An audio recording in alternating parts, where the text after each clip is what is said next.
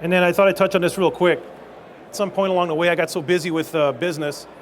I'm a full-scale pilot, and I had aspirations of flying P-51s like Brad Lang. The closest I could get to that is engines, big ones. So we started restoring old radial engines that had some historical significance to them. And this one here is a 3350. This is one we brought to the show today. It has quite a history, actually. It belonged to, on a Howard Hughes TWA Lockheed Constellation. It's one of about 4 in this particular dash number. It's unique insofar as it's fuel injected. It's got a twin supercharger that you shift at around 10,000 feet, and turbo compound, they call it. Turbo compound 3350. That's been a big project of ours, and we got that running after 60 years. You can see the video we have over on the display there that details a little bit about the troubles and tribulations of actually having to do that. Here's another one that got involved with, an Allison. This particular engine came out of a P-38, and it was the port engine that turns left. It was an interesting project in our first foray into the V-12 business. This engine here is the one that we're planning on using for the H-1, 50%.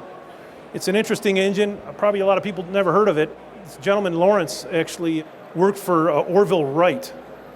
Orville hired him for the Wright Corporation back in the 20s. Lawrence was the fellow that developed his Whirlwind engines.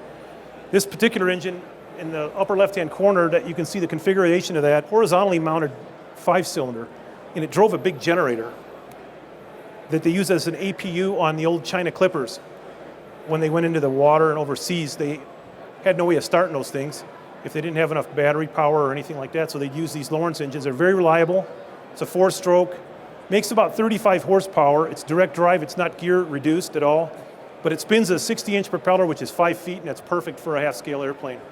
So we're working on that, and actually it wasn't intended to be in the H-1, but it's going to be a perfect fit, we think, so we worked on that. The last thing I'll talk about here is the project that we're working on right now for the AMA. The landing gear have posed to be the biggest design problem. So from photographs, basically, no drawings, it's duplicated in every possible way they can imagine. The rake, the pivot points, the actuation method is as close as we can get to the real thing.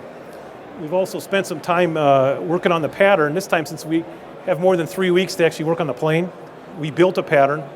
We took a little bit of artistic license, as you can tell on the back there, a little bit with some of the shape, to try and get the plane as close to perfect as we could get it.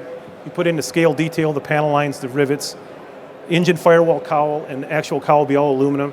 It's 3003 aluminum pieces, and we're hoping that comes out really nice. These are some pictures here.